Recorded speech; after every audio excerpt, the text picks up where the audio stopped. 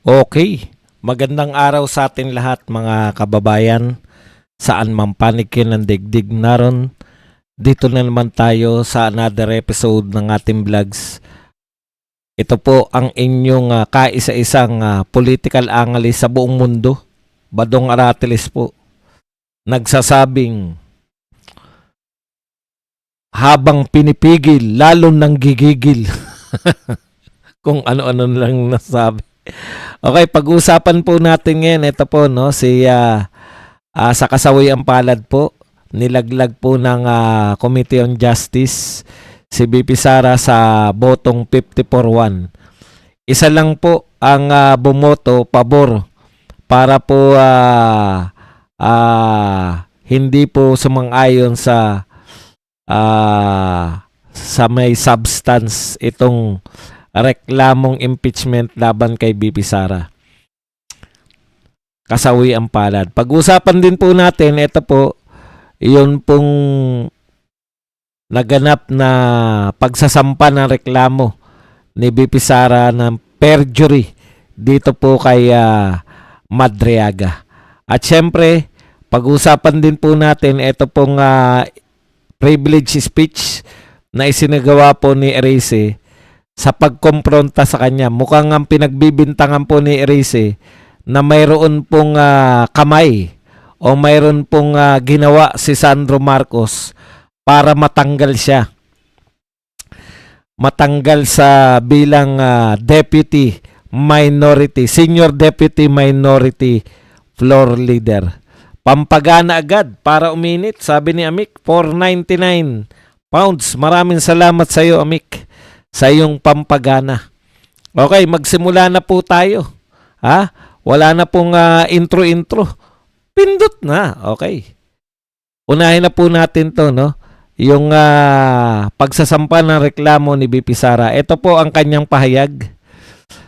Bakit niya po sinampahan? Kasi nag-iba na po ng taktika itong mukhang mga Duterte. Kasi dati sinasagot lang po nila lahat ng mga kasinungalingan. Sinasagot lang nila. Kaya kabahan na po yung mga nagsisinungaling, lalo na kung kayo po ay ginagamit yung kasinungalingan nyo laban mismo sa mga pamilyang Duterte. Okay. Mga kababayan, nakita na natin kung paano umasa ang kaso sa International Criminal Court laban kay dating Pangulong Rodrigo Duterte sa mga binili o gawa-gawan salaysay ng mga testigo ni Antonio Trillanes tulad nila Arturo Las Cañas at Edgar Matobato. Kung noon pa lamang ay kinwestiyon at kinasuhan ang mga kasinungalingang ito, hindi sana nagamit sa ICC ang mga ito laban sa dating Pangulo. Correct po yan kasi po pag nagdeklara po yung korte na sila po ay pinerjury nila yung kanilang mga salaysay, hindi na po pwedeng gamitin yun. Kaya po maganda po itong ginawa ni BP Sara kasi nakita po nila, tayo po alam po natin na hindi karapat-dapat yung anumang sabihin ni Madriaga bilang matinong testigo. Pero ipinagpipilitan po ito ng impeachment court. Sa impeachment, nagsusulong po na impeachment. Tuloy po natin. Nakikita rin natin na tila inuulit na naman sa House of Representatives ang parehong taktika sa pamamagitan ng kanilang tinatawag na testigo na si Ramil Madriaga. Si Madriaga ay isang akusado sa kasong kidnapping na nagpanggap na campaign supporter at mula roon ay biglang lumitaw bilang testigo kuno sa impeachment laban sa akin. Alam niyo po, totoo po yan eh. Pwede ka naman talaga na ang dami naman pong volunteer ng mga Duterte noon. Hindi nyo po ini-expect na lahat po ng volunteer ay kakilala nila. Siguro, yung mga konti lang boto, yan, pwede po yan. Yung kakilala nyo lahat ng volunteer nyo. Pero yung pong mga 32 million, ito yung pinagpipilitan nila eh. Na si Madriaga ay very close. Samantalang iisa lang yung picture. Dahil dito, ngayong araw ay naghain ako ng kasong perjury laban kay Ramil Madriaga upang tuluyang mapanagot siya sa kanyang mga kasinungalingan. Hindi maaaring hayaang gamitin ang mga imbentong kwento upang linlangin ang publiko Ang aking abogado na si Attorney Paulo Panelo ang sasagot sa mga tanong ng media tungkol sa kasong ito. Okay. So mga testigo niya laban sa perjury, si Colonel Raymond Lachica, Lieutenant Colonel Dennis Nolasco, sa BPSBG pareho to, si Attorney Reynold Monsayak, dating OBP spokesperson, Miss Ana Magnaye, event organizer, former PSG Commander Major General Jose Niembra, Assistant Special Prosecutor Ryan Kilala. Okay. Giit ng legal counsel ni BP Sara na si Attorney Paulo Panelo na pinatutunayan ng mga testigo na hindi nila kilala ang naturang personalidad. Yan po ang katotohanan, no? Pwede hindi po kilala ng mga tao na to si Madriaga, pero sasabihin nila kaya nga special agent, narinig ko na kanina eh. Gustong palabasin ito ni Redon na special agent. Ang galing, no?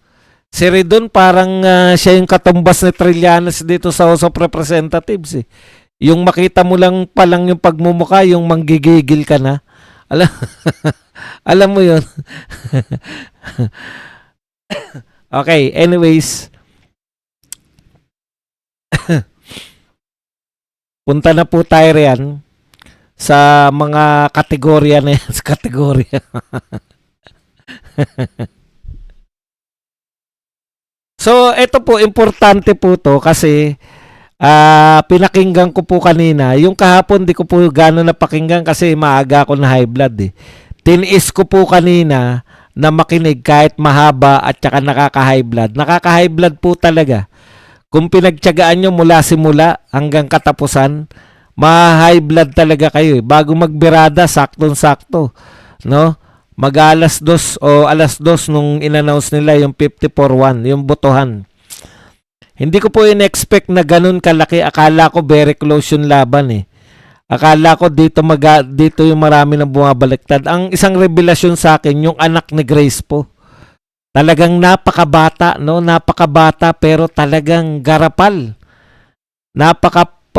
Ibang klase talaga tong mga kamag-anak ni Fernando po. Nakakahiya naman. Marami pong tagahanga si Fernando po na nadismaya. No? Sila Terry Redon, expected na natin yung mga gagawin nila. Sila Abante. Pero hindi ko ina-expect itong apo ni Fernando po Jr. Grabe. Alam nyo po, sa totoo, tsinaga ko po dahil kumbaga umaasa ako na ayun na nga, mag-election na. Etong mga congressman na to, hindi nila isasakripisyo yung magagalit sa kanilang tao. Pero hindi po eh. Dahil nga po, kahit na ano po, eto po kasi, marami po rito yung mga nabigyan ng maleta, di umano, ayon sa 18.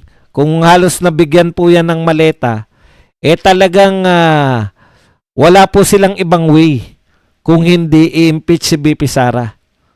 Pero hopefully, dito po sa plenaryo, makakuha po tayo ng mga hindi nabigyan ng maleta, yung mga nangupit lang. Kung nabigyan ka kasi ng maleta, wala ka ng ibang way para makaligtas kundi si BP Sara i-impeach mo eh. Kaya po, siguro, ako, ihanda na natin yung sarili natin. Ano man ang mangyari kay BP Sara, talagang ipagpilitan natin na isang Duterte plus yung pinili ni BP Sara na Vice President, yun pa rin, Vice President pa rin ng isang Duterte. Kasi yan lang po ang habol natin eh. Wag po tayo na yung kay BP Sara lang tapos ay malulungkot na tayo at hindi na tayo lalaban. Kasi pag hindi tayo lumaban, nagtagumpay na po sila. Nailusot na nila yung mga mali-maleta nila. Okay, bakit po importante to na sinampahan ni BP Sara si Madriaga? Halos lahat po nung usapin ng confidential fund, testimonya ni Madriaga yung ginagamit nila. Doon po ako nagtataka eh. Ibang mga tao to yung nagsampa na reklamo. Pareho nilang ginagamit yung testimonya ni Madriaga. Lumabas na ba yung testimonya ni Madriaga? Hindi ko po alam kung nalathala na yung testimonya ni Madriaga. Saan po? Sino po yung nagsuri ng testimonya ni Madriaga? Di po ba ang basic dyan, ang question, malaya ka ba nung ginawa mo yung affidavit? Di ba yun po yung pinakapangunahing tanong? Paano nyo mo po masasabi na malaya po niyang isinagawa yung testimonya niya kung siya ay nakakulong? Literal po na hindi malaya yung tao. Kaya nga po bihira po ginagamit sa korte yung mga testimonya ng mga pwera na lang siguro kung yung bilanggo ay involved dun sa krimen at gusto niya mailigtas, kumbaga siya yung susi, para malaman yung mastermind dun sa krimen. Iba po yung pagkakakulong nito ni Madriaga. Kidnapping. Lalo na po, wala pong kinalaman kay BP Sara yung kanyang kinakulong. Kaya po sa normal na korte, tablado kagad yan, titignan kagad yan ng judge na hindi reliable.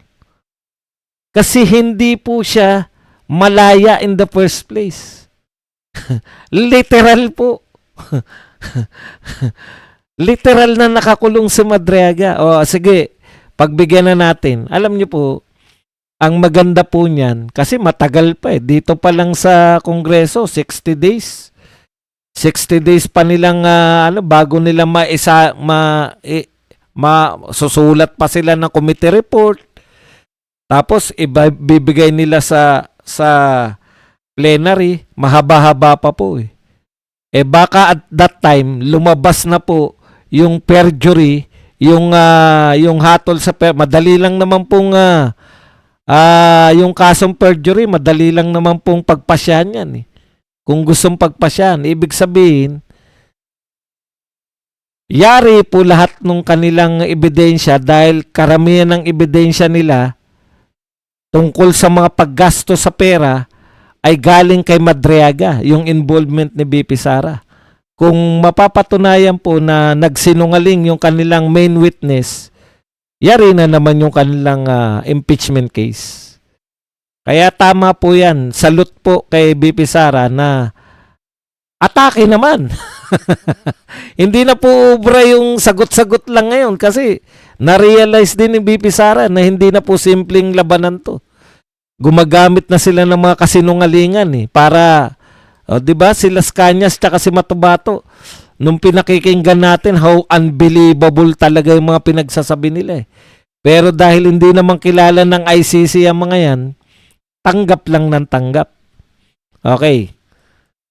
So, congratulations po BP Sara. Bagamat talo tayo 54-1. Batiin rin pala natin to si Congressman Suntay. Congressman Bong Suntay ang nag-iisang bumoto ng no. Maraming salamat sa pagtatanggol, Congressman Suntay, hanggang sa botohan. Si Rufus Rodriguez hanggang akala mo pabor na kay BP Sara, bigla nung botohan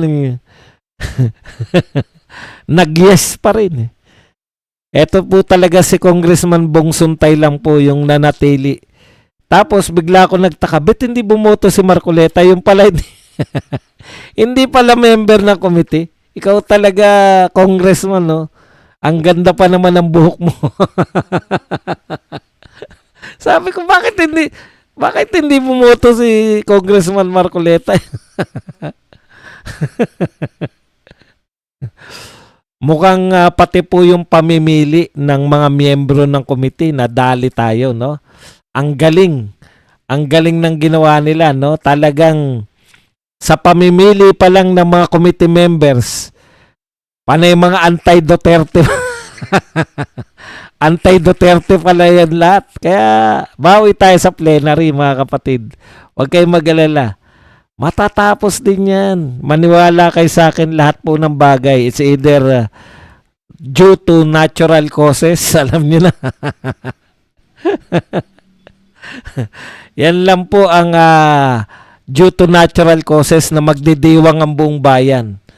Karaniwan po pag may pinunong kinuha ni Lord ang buong bayan ay nalulungkot, nagluluksa. Mukhang eto po, pag nadali ng due to natural causes, talagang magdidiwang po ang buong bayan. Siguro, ano na lang, hindi na siguro ako manonood uli ng mga ganun kano. Ang sama po talaga ng dating sa akin.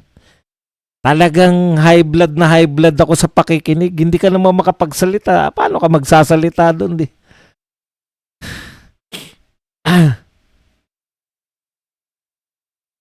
Correct. Kawawa po yan pag nakarating sa Senate yung mga yan. Butatang-butata po kay Marcoleta yan. Senator Judge si Marcoleta. Nako, kawawa.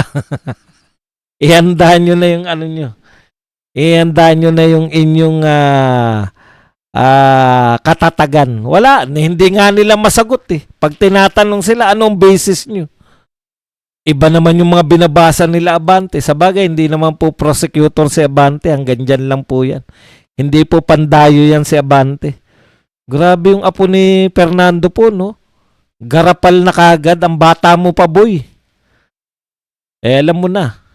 Yung nanay niyan talagang wala tayong magagawa dyan sa pamilya na yan. Yung legacy yan ng lolo nyo, binaliwala nyo na lang lahat. Okay, congrats kay Kong Bong Suntay ha. Mabuhay ka, sana dumami pa kayo.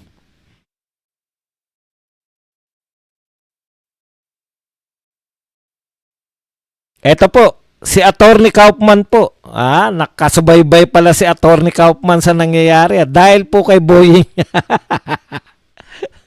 Nagkabistuhan na, no? Kasi alam po natin na meron pong sinasabi si Kaufman na silent partner si BBM, di ba? Hindi po, ang description niya, hindi government official, hindi siya government official, pero silent partner daw siya ni BBM. Hindi pwede si Boying yun, hindi pwede yung ibang Rimulya, hindi pwede si Tory, lahat sila mga government official. Sino lang yung hindi government official pero very visible sa ICC? Kilala nyo na, 'di ba? Pero syempre bawal siyang pangalanan ni Kaufman eh. Ito po, nakakita po ng pagkakataon si Kaufman, siguro pinag-uusapan na rito sa Pilipinas yung pag-amin ni Ombudsman. Kaya humihingi po to si Attorney Kaufman. Hihilingin ang pagsiwalat sa papel ni Trillanes sa ICC. Ano ba talaga yung papel? Yan, Attorney Kaufman hilingin ang pagsisiwalat ng papel ni Trillanes sa ICC. Yan. Ayon kay Attorney Nicholas Kaufman, maaari siyang humiling ng disclosure ng mga dokumento mula sa Office of the Prosecutor upang masuri ang lawak ng partisipasyon ni Trillanes. I can seek disclosure, I can petition the Office of the Prosecutor, I can ask for the disclosure of documentation. Tayo more or less alam na natin yung naganap eh. 'Di ba? Pero maganda po 'yan para mapahiya naman yung ICC.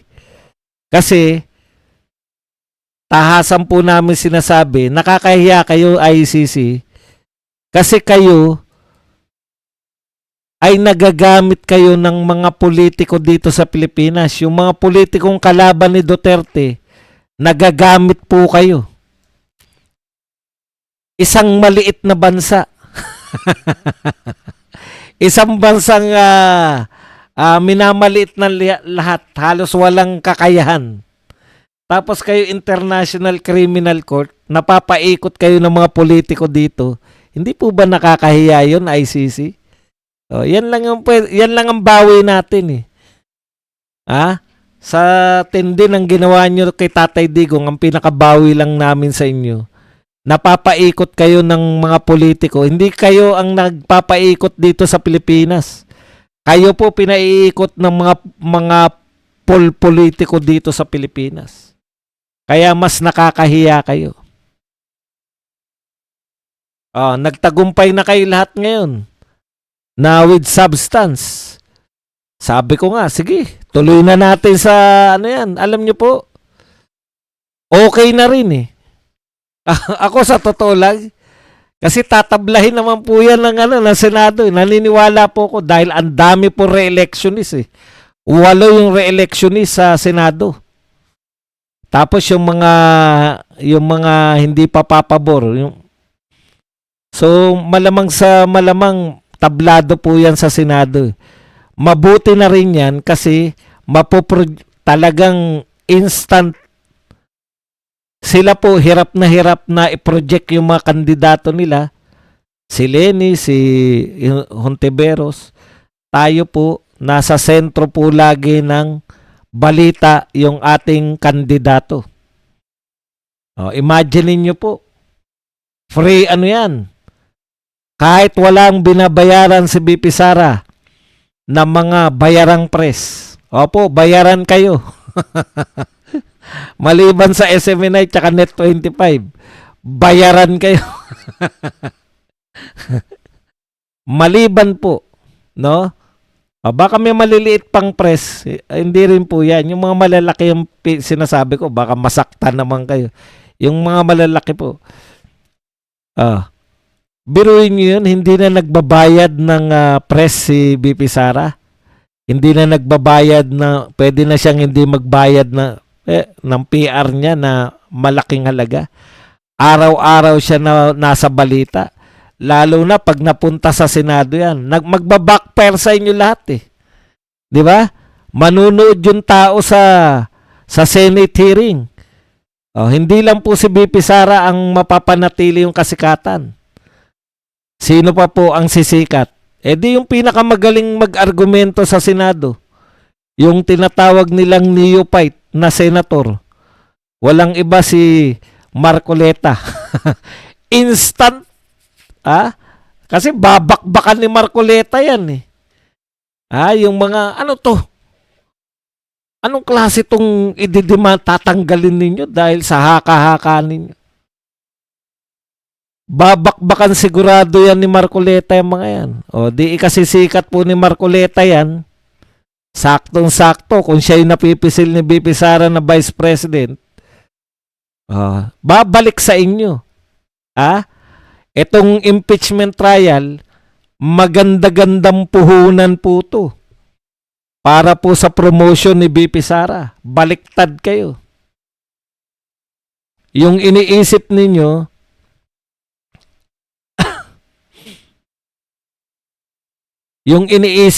na masisiraan ninyo sa impeachment si BP Sara, babaliktad po yan. Lalo nyo pong pinasisikat araw-araw. Libreng promotion ni BP Sara. Thank you very much ulit sa padoble, Amik. 199. King na po. Pabebe ang pupa. Yan talaga. Pabebe masyado yung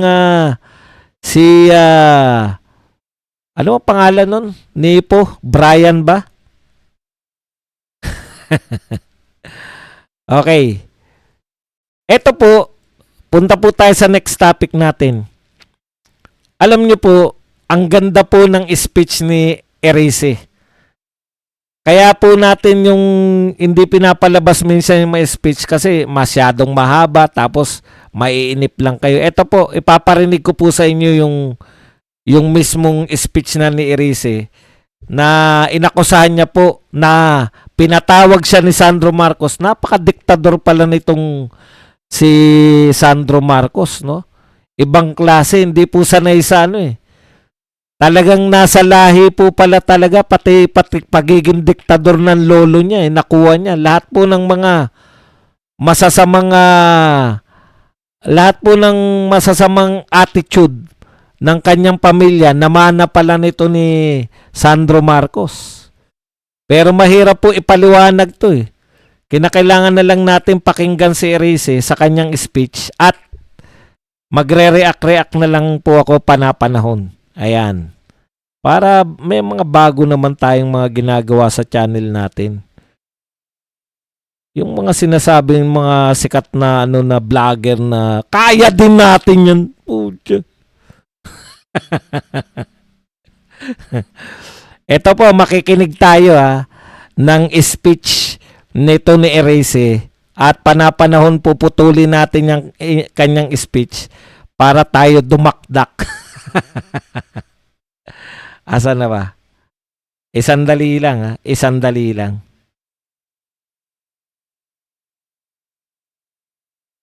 Where's the speech?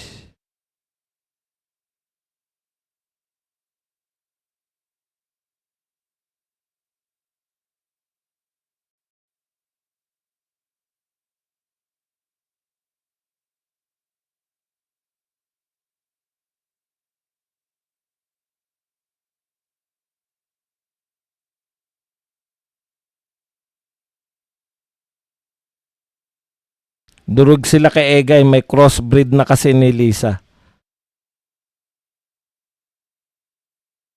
May hinayups na yun.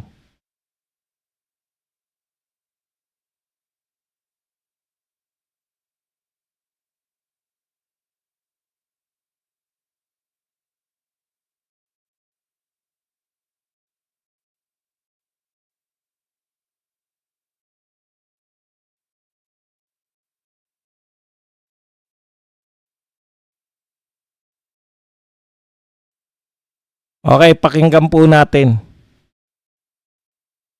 Si Erice. Pakinggan ka ng pakinggan ba dong? Hanggang ngayon, di mo pa maano. Madam Speaker, I rise on a matter of May we know the pleasure of the Honorable Egay? question of personal and collective privilege. May we know the Well, I just have to explain my side because I was suddenly removed and replaced as the senior deputy minority leader yesterday. would you like to transfer to the majority? The Honorable Egay Harisi has 10 minutes. Please proceed. Thank you, Madam Speaker. Yesterday, I was removed and replaced as senior deputy minority leader without any stated reason. But let me say this clearly. I have no bitterness about my replacement. In fact, I am honored that I was replaced by a fellow liberal and a far stronger fighter for truth and justice, Congresswoman Laila De Lima. She is a former senator, a former secretary of justice, and a woman who sacrificed 6 years of her life in prison for standing up against abuses in government and for speaking for the truth. If there is anyone more worthy to take my place, it is Congresswoman Laila De Lima. Papasalamat din po ako kay Minority Leader Nonoy Libanan. Alam ko po na nakatali ang kanyang mga kamay. Malaki na rin po ang kanyang sakripisyo sapagkat madalas siyang tinatawagan ni Majority Leader Sandro Marcos dahil sa aking tuloy-tuloy na kritisismo sa mga polisiya ng Administrasyong Marcos. Policies, ulitin ko po, policies, not personal attacks. Okay, kung papansinin po natin dito, bakit nakikialam yung majority floor leader sa minority, sa mga minority, no? Alam nyo po, sa totoo lang, eto po, nilalantad po ni Erice na wala talagang, ayaw nila mag-function yung minority sa totoong trabaho na minority. Ang dapat po kasi trabaho na minority, fiscalizer. Ang trabaho po na minority, sila po yung talagang naglalantad ng mga katiwalian. Kasi ang gusto ni Sandro Marcos, pati yung minority kontrolado niya. O yan yung problema nito ni Libayan eh. Minority floor leader siya, pero sumusunod siya sa majority floor leader. Yan po si Sandro Marcos, majority floor leader po siya. Bakit ba buhol-buhol tong tokmol na to? Hindi ko maayos yung... Hindi tuloy ako mapakali. Bakit ba sila nagbuhol-buhol? Alam ko, ako lang may ADHD, pati tong aking nagka-ADHD na rin. Sige. Tuloy po natin. Erase. Bahala na nga. Ganito na lang. Tuloy. Salita ka na. Mr. Speaker, I believe that I have faithfully performed my duty as Senior Deputy Minority Leader. I have raised questions. I have spoken the truth. I have offered well-meaning criticisms in the interests of accountability. But it appears that this House leadership does not welcome criticisms. And that, Mr. Speaker, is the real problem of dynastic politics. When the President of the Republic has a son serving as Majority Leader of this House, there is an unavoidable conflict of interest when a son becomes overly protective of his father instead of protecting the integrity of legislation. Ayan, nakita nyo po yung trabaho ni Marcos, no? Dapat kasi, ini-expect nyo, ito ang problema ng mga may utak diktador. Normal po sa demokrasya yung may minority at may majority. Yung majority lang ang kontrolado nyo. Ito po si Erice, deputy minority, senior deputy floor leader. Normal po sa kanilang kumontra. In fact, si Erice lang po ang nagtatrabaho sa lahat ng minority. Yung ibang minority, ang utak nila parang member sila ng majority. Wala po silang kinukontra sa mga polisiya ni BBM. Samantalang yung totoong nagtatrabaho para sa minority, hindi nila alam, ganyan dapat yung trabaho nyo, Shell Jokno, Laila de Lima, Tabingi. Hindi po kayo tagapagtanggol ni BBM. Dapat kayo ay tagasita ni BBM, ng mga polisiya ni BBM. O yan po, si Erice lang po ang tanging kaisa-isa nagtatrabaho bilang minority. Yan ang katotohanan. Tuloy mo, Erice. Some time ago, I spoke about the failure of President Marcos to protect the integrity of the 2023, 2024, and 2025 national budget. This Congress inserted and diverted some 1.45 trillion in the national budget. This is unprecedented in the history of our country. Defunding major foreign assisted projects and even the computer-generated maintenance allocations for our national highways. Kaya nagkasira-sira na po ang ating mga major highways. Ayan. Antindi nung nilantad na to, no? Well, hindi pa kasi tayo nakakaalis sa flood control eh. Nakita po ninyo, kaya warak-warak na po yung mga national highway natin kasi lahat ng budget para dyan, kinonvert nila sa flood control. Yan po ang binubulgar ni Erice. At yan po ay ayaw po ni Sandro Marcos. Kaya nga po masama po yan eh. Yung garapalan, kay Tatay Digong, naging presidente po si Tatay Digong, pero hindi niya po ginawang speaker yung anak niya o majority floor leader. Eto majority floor leader, kontrolado niya na lahat ng mayorya, gusto pang kontrolin pati minority. At kontrolado po talaga nila. Pwera kay Erice. Tuloy mo, Erice. Funds from the PhilHealth and the PDIC were also diverted. Money that should have protected the health and savings of our people, only to end up in ghost projects or substandard infrastructure. And so I ask, why did President Marcos allow this? Why did his cabinet remain silent? How could such massive diversions happen under his watch? Mr. Speaker, it is difficult to believe that this could happen without the knowledge, if not the tolerance of the President himself, especially when the Speaker then of this House is his own close relative. Hindi pa po ako tapos magsalita nang ako ay sunduin ni Minority Leader Congressman Libanan at dalhin sa opisina ni Majority Leader Sandro Marcos. Grabe. Ha? Tignan nyo po, congressman na to ha. Nagsasalita po siya para laban po rito sa mga katiwalian sa gobyerno. Privilege speech malamang to. O kung saan man siya nagsasalita. Pinasundo na siya ng kanyang minority floor leader para dalhin sa opisina ni Sandro Marcos. Tignan nyo.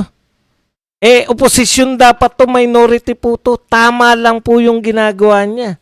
Kung wala pong maninita sa majority, kawawa po yung bansa natin. Ito po nangyari sa opisina ni Marcos, Sandro. Pagdating po namin, nandoon na rin si Speaker Boji D. Nakaupo po ako, tahimik ako, sinita ako ni Congressman Marcos at tinanong, ano yun? I replied that the anti-political dynasty advocacy has long been one of my advocacies. Ngunit sinabi niya, hindi yon. Inaatake mo ang aking ama. Ang sagot ko, ang kritisismo ay nakakatulong upang maituwid ang mga pagkakamali. Kung bukas ang isip ng mga nakikinig. Ngunit Mr. Speaker, bakit kailangan questionin ng isang miyembro ng kapulungang ito ang aking talumpati? Kung may mali, kung may kasinungalingan, bakit hindi ako debatihin dito mismo sa plenaryo? Sa aking pag-aaral, sa aking patuloy na pagtatanong, lalo kong nauunawaan kung gaano kalaking pandarambong sa pondo. Tignan nyo po Hindi talaga sinasanay ng mga debate. Ang Kongreso po, kaya nga po ang dapat nariyan yung mga magagaling pong magdebate kasi debate po talaga yan. Yun yung tinatanong ni Enrique, di ba? Bakit ako pinatawag sa opisina para sitahin? Bakit kung may question sa akin, dapat dito sa floor kung saan ako nag-i-speech? Alam nyo po, diktador lang po yung makakaisip niyan. Hindi po yan utak ng isang taong normal. Wala po akong sinabi Hindi ko po sinasabing hindi normal yung nanita sa kanya. Pero hindi po gawain ng normal yan. Ng bayan ang naganap sa loob ng 3 taon ng Administrasyong Marcos. Lalo pa nang ipakita sa akin ni Congressman Leandro Libiste ang ilang datos na tila nagpapakita ng pamahalaan ay parang pinapatakbo ng isang sindikato. Grabe, no? Yung pamahalaan, pinatatakbo ng isang sindikato. Intend to discuss this further in a separate privileged speech. Mr. Speaker, every day I pray to the Lord to give me the courage and wisdom of discernment on what I should do with the responsibility entrusted to me. Madali sana para sa akin ang manahimik. Madali sana para sa akin na sumabay na lamang sa agos upang masiguro na mas tahimik ang buhay at baka manalo pa uli ako sa eleksyon sa 2028. Madali sana para sa akin na itigil na ang laban na ito na maaring tawagin ng iba na recklessness at padalos-dalos. But there is a greater calling, something that I cannot ignore, no matter how inconvenient it may be for me and for my family. Something that I cannot close my eyes. Just like when the Lord called Abraham and said, "Go from your country and your father's home to the land that I will show you." And Abraham followed without hesitation. He followed the Lord. Even the uncertainty is unimaginable because he trusted that the Lord would guide him and that he was doing something for God and for his fellow men. For me, what I'm doing is a bit risky. But that would already be an honorable life to live, despite all my weaknesses. 2 weeks ago, may isang gabinete ang kinausap ako. Sinabi sa akin, Egay, ang tingin ng Malacanang, Sara Duterte ka. Sabi ko po, nung panahon ng mga Duterte, ako po yung kauna-unahan na nagsalita laban sa war on drugs. Tinanggalan pa nga ako ang distrito. Presidente Marcos, they enabled Duterte. Si Speaker Romualdez, Majority Leader, he enabled the war on drugs. Yung mga kasama natin na nagpa-prosecute ngayon kay Duterte, they enabled war on drugs. Ako po, nakipaglaban. At hindi ko po nilalabanan ang dinastiya ng Marcos lamang. Nilalabanan ko rin ang dinastiya ng mga Duterte. Ito po, dito tayo nalilito eh. Alam nyo sa totoo lang, ito si Iris, dilaw po talaga to, si Guanzon din. Kaya lang yung mga original na dilaw po, yung mga dilaw talaga na kori-kori, yan pong mga dilaw na yan, anti-Marcos po yan. Kaya po natin sila pareho po tayo ng pananaw kasi pare-pareho po tayong tutol dito sa ginagawa ni Marcos. Yang mga pauso lang naman nila Dilima, nila Hontiveros ang kumampi kay Marcos dahil mas anti-Duterte sila. Di po ba? Gusto po nilang mawakasan yung pamumuno ng mga Duterte, lalo na si BP Sara. Kaya napilitan po silang ipagkanulo yung pagiging anti-Marcos ng mga dilawan. Lalo na si Dilima, ang tanda na niyan eh. Ang tanda na ni Dilima para mahubarin yung pagka-anti-Marcos niya. Para ngayon maging pro-Marcos siya dahil nga sa pagiging anti-Duterte nila. Tuloy natin. Kaya hindi po natin kakampi to, pero kakampi po natin laban kay Marcos. Pagkat alam ko na ang punot dulo ng korupsyon dito sa ating bansa ay ang pataba at ngayon mabubundat ng mga political dynasties. Sabi sa akin, Egay, yung mga salita mo nakakapagpalakas kay Sara Duterte. Sabi ko, mali yan. Secretary, ang nagpapalakas kay Duterte ay ang patuloy ng mga palpak na polisiya ng Administrasyong Marcos. Correct. Sinabi magpapakulong December 15, nagpakulong ba kahit isa? Wala. Sinabi ipapasa yung Independent Commission for Infrastructure na mag-iimbestiga. Pinasaba. Binola lang kami. Buti umamin kayo na binola kayo. Kasi kami alam na namin budol yan sa simula pa lang eh. Kayo asang-asa kayo dyan sa ICI na yan. Kami alam na namin, pambubudol lang yan. O at least na-realize nyo ngayon. Binudol lang din kayo dyan sa ICI para kunwari may ginagawa si BBM. Sabi, magpapasa ng isa. Sa halip na anti-political dynasty ang pinasa ng Committee on Suffrage and Electoral Reforms. Ito po ay pro-political dynasties. Hindi lang magpapataba, magpapabundat pa sa mga dinastiya dito sa ating bansa. Today, I bow out as Senior Deputy Minority Leader of this House. But I am even more emboldened to be a stronger voice against what is wrong with our system. I may no longer have the position. I may no longer have the committee membership. But I still have the knowledge. I still have the experience. I have still the voice and commitment to stand against what is unjust, what is corrupt, and what is abusive. I am no longer Senior Deputy Minority Leader, but I will be the equalizer in this House. Thank you, Madam Speaker. Thank you, my colleagues, until my next privilege speech. Thank you. Alam nyo mga partner, no? Pinapakita po dito na ang Marcoses. Gusto talaga nila, walang tumututol sa kanila. Majority, kontrolado nila. pati po minority. Kaya yung mga minority, bakit nagpapanggap pa kayong minority? Ibigay nyo na lang kay Erice. Total, siya lang naman talaga yung totoong kumakalaban eh. Si Erice, sila Marcoleta, dyan nyo na po ibigay yung pagiging minority floor leader.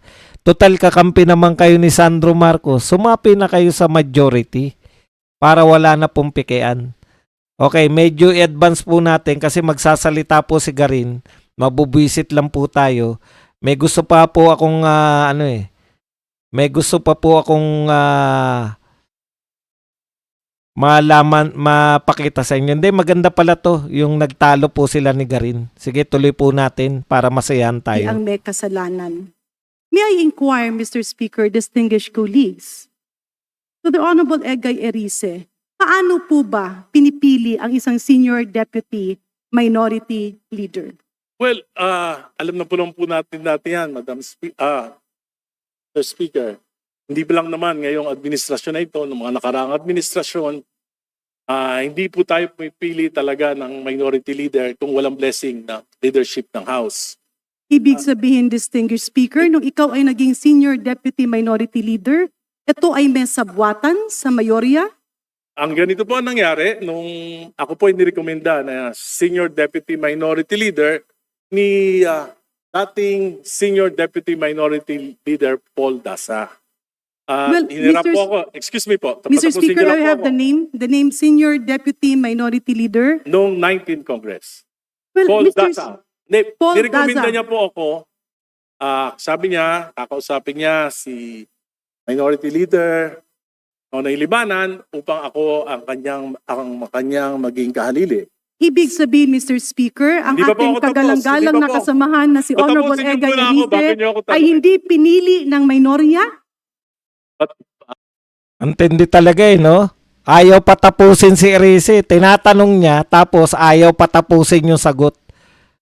Kahit sino po mabubuisit sa mga ugali ng mga to eh. Because that is, Kaya nga po, patapusin niyo ako para may kwento ko lahat. Pwede?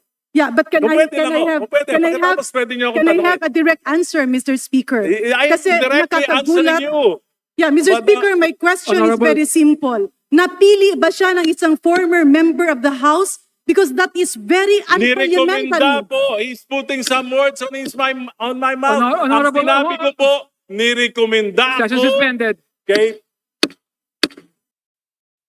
Alam nyo, matindi po talaga kalaban to mga to. Hindi ka bibigyan ng pagkakataong magsalita. Nagtatanong sila kunwari, tapos ayaw ka namang pagsalitain. Yun yung problema natin dito sa mga to eh. Si Erice kasi, nagsasabi siya ng totoo. Session na resume. Yan po, Honorable Garin. yan po ang katotohanan. Hindi ka naman po, tama yung sinasabi ni Erice, hindi ka magiging ma-appoint dyan kung walang basbas ng Speaker of the House. Lahat po yung kontrolado. Yan yung sinasabi ni Erice. Ngayon, si Garin, yung sinasabi niya ay yung ideal. O meron lang po akong gusto pang iparinig sa inyo na sinabi ni Erice. Wala na po yung speech na lang yan eh. Mahabang speech yan ni Garin. Dito po tayo sa speech ni Erice. May gusto po akong iparinig sa inyo na grabe po yung talagang anong klase tong kongreso natin. And that is something that should be addressed by the minority. Do not drag us into the problem of your election of officers. Maraming salamat, Mr. Speaker. Maraming salamat, distinguished colleague. Mr. Speaker, may I respond? Honorable Erice is now recognized. Yes, Mr. I am not accusing the majority. I'm accusing the majority leader. Because he called me at his office. Yung majority floor leader po na tinutukoy dyan, si Sandro Marcos. Accompanied by the minority leader. At tinanong niya ako, mismo, bakit ako nagsalita ng gano'n? 65 years old na ako. Renta lang yung nagtatanong sa akin. Hindi na ako Grabe. nag-respeto. Tinatanong the majority leader. Because he called me at his office. I was accompanied by the minority leader. At tinanong niya ako, mismo, bakit ako nagsalita ng gano'n? 65 years old na ako. Renta lang yung nagtatanong sa akin. Grabe, no? 30 lang 30 mahigit si Sandro Marcos. 65. Kaya sakit na sakit eh. Tignan nyo po. Kaya nasasaktan si Rize. 65 na siya. Ang sumisita sa kanya 30 anyos. Wag na po yung tagal niya sa serbisyo, yung edad na lang po. Ganyan po katindi. Hindi po yan manggagalaiti ng ganyan. Hindi niya po masasabi yan 65 na ako, 30 lang yung nagtatanong sa akin. Kung hindi po siya nabastos sa pakiramdam niya. Totoo po yan. Nakakabastos po yun yung bata i-insult. Hindi naman katulad ni Badong yan na pag ininsulto ng bata may balik eh. 'Di ba? Sa kanila po mga old school po to eh. Ginagalang po yung may mga edad. Eh ako bastusin yung mga bata kayo, di nakatikim kayo ng mga uhugin pa lang kayo. Eh siya, Hindi na ako nirespeto. Tinatanong, bakit ko sinabi yung mga sinabi ko? hindi na siya nirespeto. Wala na ba akong karapatang magsalita bilang miyembro ng minorya? Madalas akong sabihan, ni minority, doon na ilibanan, pwede niyong tanungin. Tumatawag sa akin, Sandro, nagre-reklamo sa mga salita mo. At kahapon, kinausap niya ako. Sabi niya, Egay, hindi ko na kaya ang pressure ng itaas. Kaya sabi ko, okay lang, para wala ka na rin problema. Sinasabi ko, nararangal ko na ang papalit sa akin ay kasama ko sa Liberal Party. At mali rin po yung sinabi nyo na pinagdidebatihan pa sa technical working group. Tapos na po. Approved na sa Committee on Suffrage and Electoral Reforms at ito ay dadali na po sa plenaryo for plenary debates. Kaya po, at bakit ko po nasabing bundat? Simple lang po. Ang proposal po, isa sa national, isang governor, pwede. Kung ilang distrito, bawat distrito, pwedeng isa magkakamag-anak. City mayor, kung 7 sa isang seat, sa isang probinsya, pwede 7 magkakamag-anak na mayor. Kung ilan ang munisipyo, kung 20 magkakamag-anak na mayor. Kung 100 ang barangay captain, 100 barangay captain na magkakaanak, pwede. Yan po ay travesty of the Constitution. And meron pong karapatan ang mga mamamayan na magalit sa ganitong uri ng proposal na inaprubahan na ng Committee on Suffrage and Electoral Reform. Salamat po. Okay. Mga kapatid, yan po ang sinasabi po natin na uri ng liderato meron yung kongreso, no? I feel you kahit ikaw ay dilawan. Erice, Congressman Erice, ramdam ko yung kung saan nagmumula yung gigil mo. Di po ba? Nakakagigil talaga eh. Yung mga pinunto niya puro na sinabi niya na hindi siya yung nagpapalakas, yung mga sinasabi niya, hindi yan yung nagpapalakas sa mga Duterte. Ang nagpapalakas sa Duterte, yung kapalpakan ng mga Marcos. Yan po ang katotohanan. Okay, at dahil po dyan, sabi niya marami pa siyang, sana ganyan, no? May debate pong ganyan sa Senado. Wala eh. Talagang, speaking of Senado,